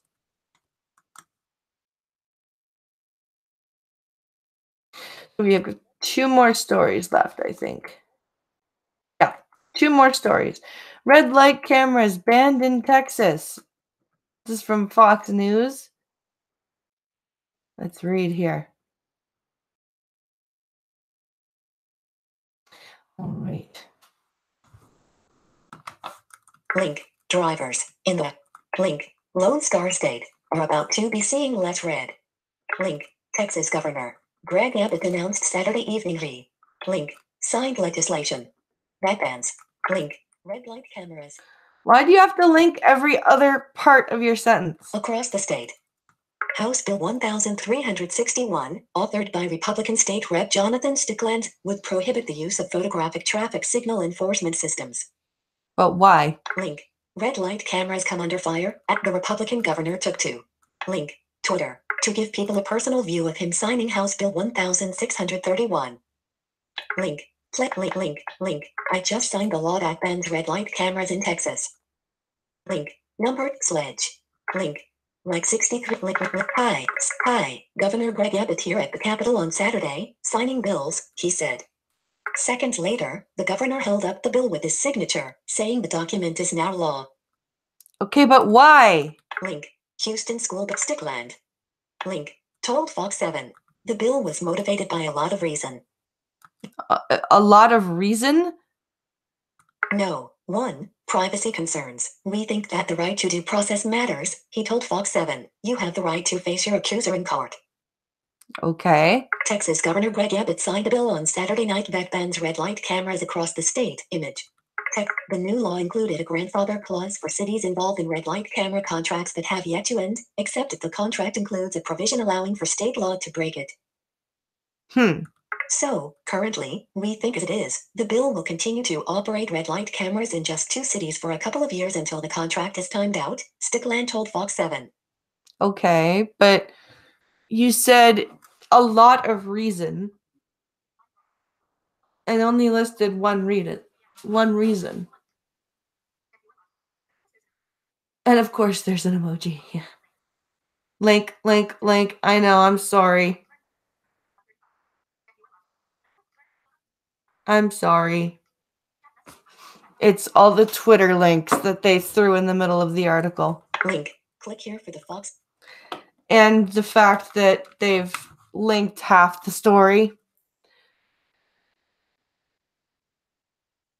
So this says, ever since becoming legal in 2007, Texas lawmakers have been trying to turn the cameras off. And they were unsuccessful until now. So yeah, that's a short little story about banning red light cameras in Texas. In our last story, judge tosses House Dems lawsuit over Trump's use of emergency military funds for border wall. Good. Good thing. Okay. Where is the story? I had it set up. Why is it not here?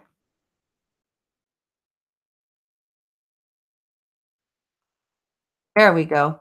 There's the story. I apologize.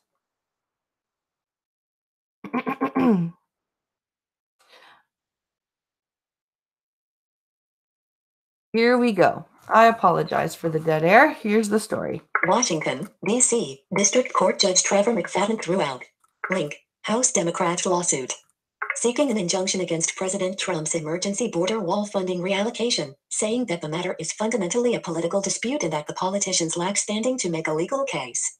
They do. Trump had link declared a national emergency this past February over the humanitarian crisis at the southern border, following Congress' failure to fund his border wall legislatively. House Speaker Nancy Pelosi, D. California, and House Democrats then filed suit in April, charging that Trump was stealing from appropriated funds by moving $6.7 billion from other projects toward border wall construction. No, he's not appropriating funds. This is a perfectly normal thing for him to do. I'm going to find a bunch of 2-minute news stories from random local news stations. Okay.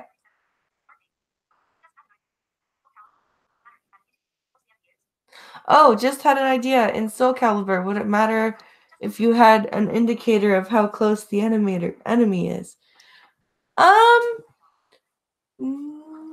Not for it might for some people. I've just gotten used to listening for their running.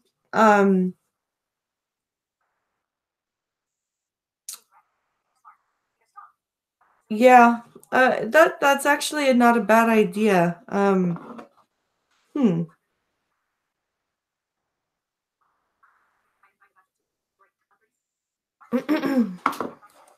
Democrats argued that the White House had flouted the fundamental separation of powers principles and usurped for itself legislative power specifically vested by the Constitution in Congress. Okay. I don't see how. But, in link, his ruling, link, comma. McFadden, a Trump appointee, suggested Democrats were trying to circumvent the political process. Well, they are. I know it sucks that a Trump appointee pointed that out, but they are trying to circumvent the political process.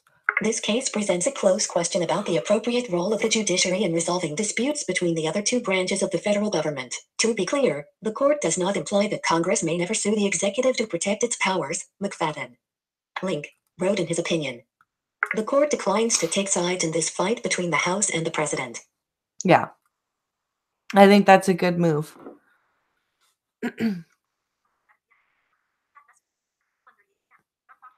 Yeah, I think that's a fairly good move on Trump's part.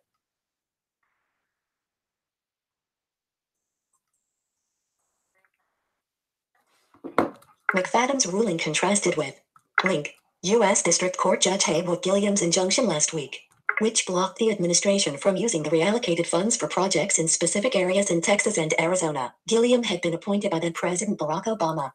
Of course. So this is, look at how partisan these decisions are. McFadden began by focusing on two. Actually, no, I should say, look how partisan the Dems are being. Because McFadden's like, the court's not going to get between the House and the president. And the other judge, Gilliam, was like, no, you guys are wrong. Yeah, I'm going to rule against you. Like, the Democrats are being insanely partisan.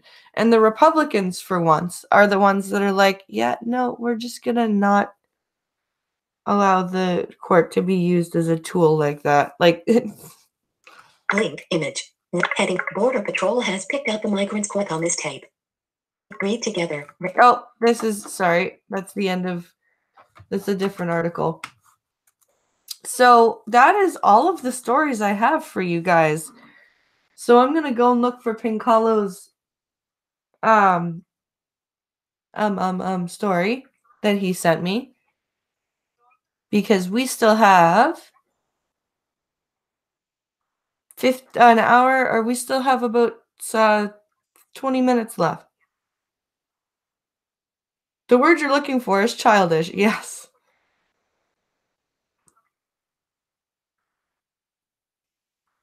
I do have Chrome on my Mac.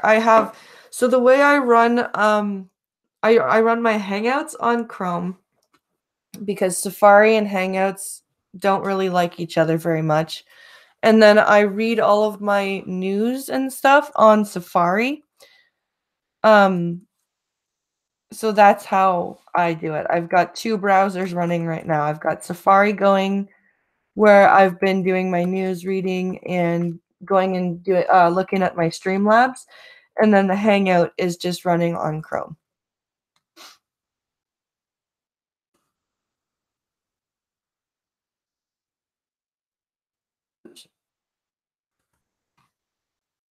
All right.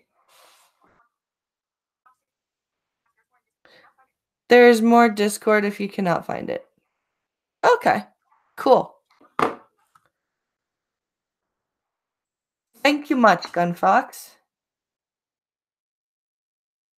Here's Pink Hollow's story. KTLA.com. Oh boy.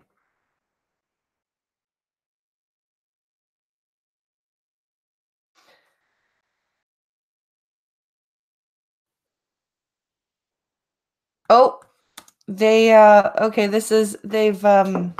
Governor Newsom denies parole for Manson follower Leslie Van Houten. Good. Fuck her.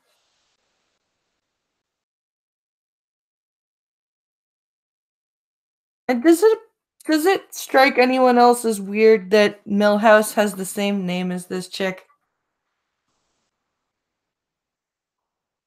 About 15 more news stories. Or 50? Oh god. Well, me and Skep will be busy tomorrow. Okay. California Governor Gavin Newsom overruled a parole board's decision to free Charles Manson follower Leslie Van Houten on Monday, marking the third time a governor has stopped the release of the youngest member of Manson's murderous cult. Good.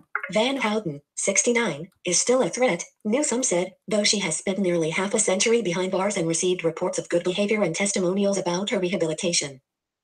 While I commend Ms. Van Houten for her efforts at rehabilitation and acknowledge her youth at the time of the crimes, I am concerned about her role in these killings and her potential for future violence, he wrote in his decision. Ms. Van Houten was an eager participant in the killing of the LaBiancas and played a significant role. Yes, she was. Yes, she did. Link. Leslie Van Houten, a former follower of Charles Manson, listened as former Deputy District Attorney Stephen K. Not seen, describes the 1969 killing scene of the Smaldino couple during a parole hearing June 28, 2002. Van Houten was 19 when she and other cult members stabbed to death wealthy Los Angeles grocer Leno LaBianca and his wife, Rosemary, in August 1969. She said they carved up Leno LaBianca's body and smeared the couple's blood on the walls. The slayings came the day after other Manson followers, not including Van Houten, killed pregnant actress Sharon Tate and 4 others in violence that spread fear throughout Los Angeles and riveted a nation. Yep. No one who took part in the Tate LaBianca murders has been released from prison. It was the first time Newsom rejected parole for Van Houten, while former Governor Jerry Brown denied her release twice. Well, I'm glad that at least California can at least do one thing, right? I'm very glad. Wait, a California governor denied parole for women? Even he knows. Even he knows. If he let this bitch go, there would be screaming riots across the nation. Like, there's no way. There is no way that even a California governor would be that stupid to let her go, to let any of them go.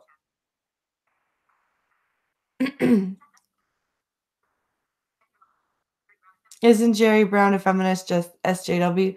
Yeah, but like I said, even he's not stupid enough, and neither is Gavin Newsom, to let Tate go.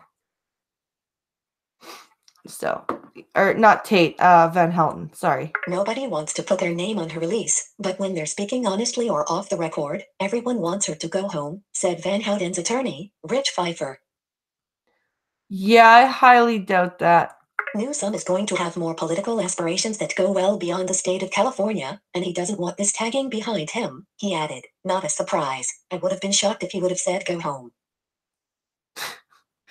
Yeah, even if he didn't have political aspirations, that would be career suicide. No matter what you did, you would be the guy that released one of Manson's followers. No. That's just not going to happen. Earlier this year, Newsom reversed a parole recommendation to free Manson follower Robert Beausoleil for an unrelated murder. Beausoleil was convicted of killing musician Gary Hinman. Newsom's decision on Van Houten outlined her participation in graphic detail, noting that after the killings, she drank chocolate milk from the LaBianca's refrigerator before fleeing. Wow. That's a little sick. Hey, I just killed you. Let me have some of your chocolate milk. Yeah, that's healthy. The gruesome crimes perpetuated by Ms. Van Houten and other Manson family members in an attempt to incite social chaos continue to inspire fear to this day, Newsom wrote. Van Houten is still minimizing her responsibility in Manson's violent and controlling actions, he said, and she continues to lack insight into her reasons for participating. Van Houten's lawyer said in January after her latest release recommendation that the parole board found she had taken full responsibility for her role in the killings. Then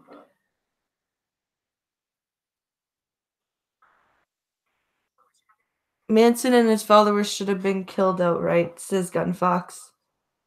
Or killed off right away. Yeah. She was thirsty, says Maddie. Yeah, I know, right? All that killing, that's hard work. Gotta get a drink. She chose to go with Manson, Pfeiffer said. She chose to listen to him, and she acknowledges that.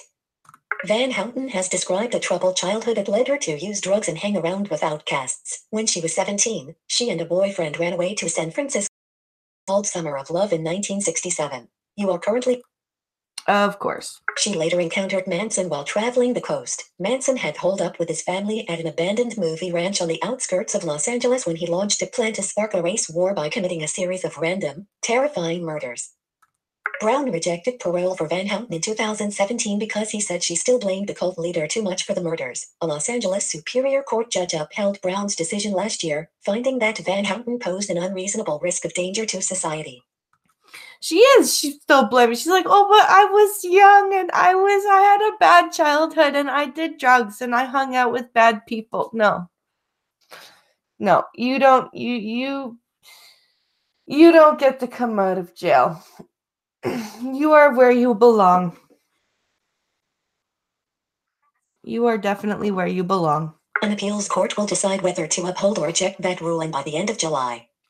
Nobody's going to reject the ruling. No governor's ever going to let her out, said Pfeiffer, Van Houten's attorney who's pinning his hopes on the appeals court. They are bound by law to enforce the law independently. They have to do it whether or not it's popular with the public, and the law is that she should be released.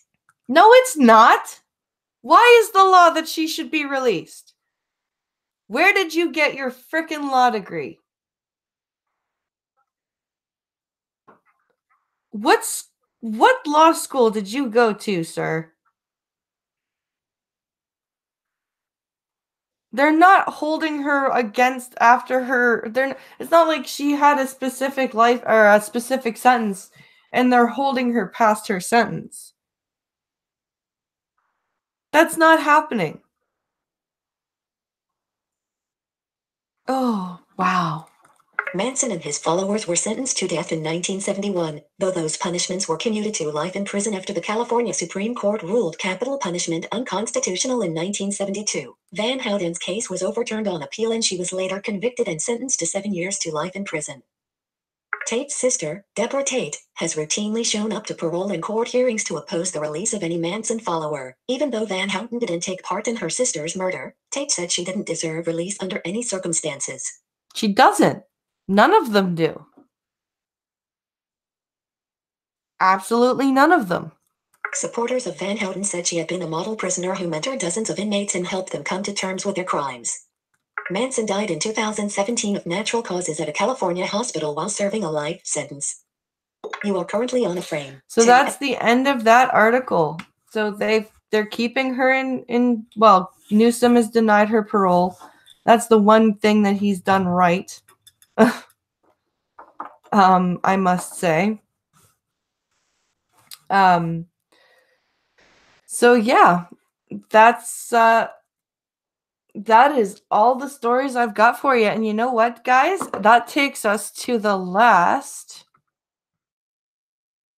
6 minutes of the stream. So it's all for you guys now, all on the chat and all that stuff. So if you've guys got any questions or anything you want to say, now is your time. Let's see here. I'm just trying to find the stop broadcast button so that when it's time to stop, I'm not searching for it. There we go. Okay.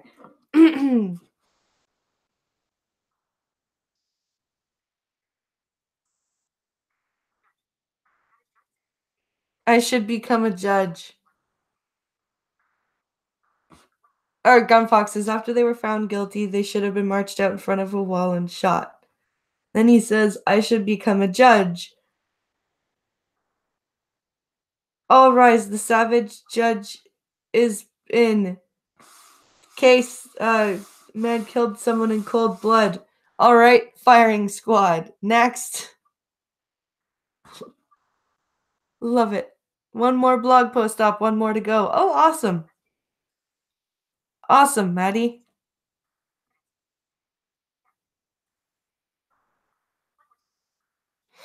That is awesome.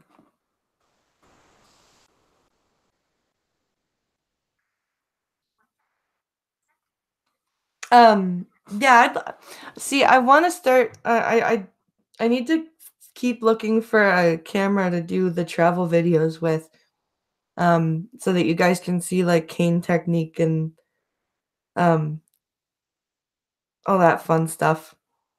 Because I think you guys would like that. Plus, I gotta get some different content other than streams up here, because it seems like the trend. Like, I'm not gonna stop streaming, obviously, but it seems like videos are coming back more. So, I gotta get some videos up. I would clear out the jails of murderers real quick, says Gunfox.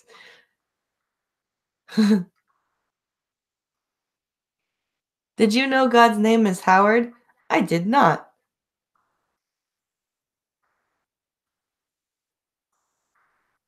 Ha! Our Father who art in heaven, hallowed be thy name. That's funny. I would like to thank you, Iron Pills, and the fact that my ADD is behaving. Oh, well, I'm glad I could help. I am very glad I could help you. Oh my goodness. I have a very sore back today.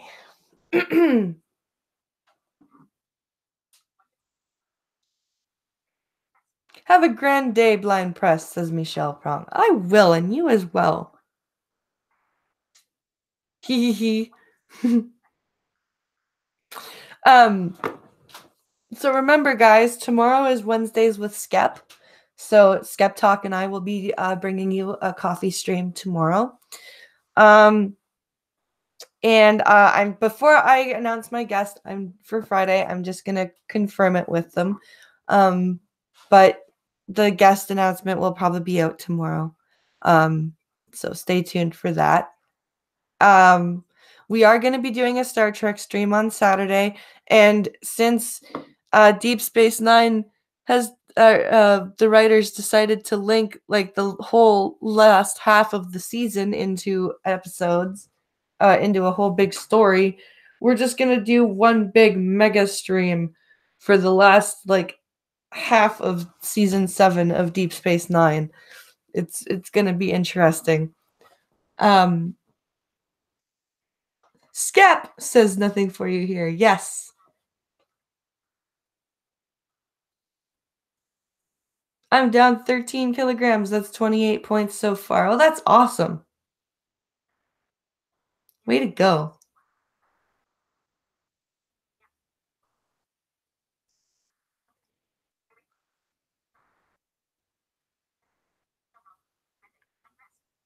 Uh, come hang on Discord.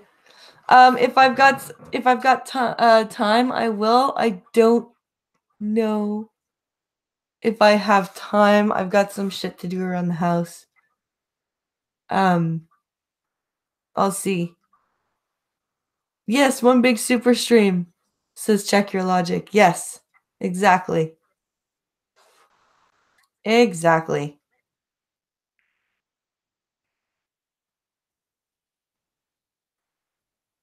One big super stream.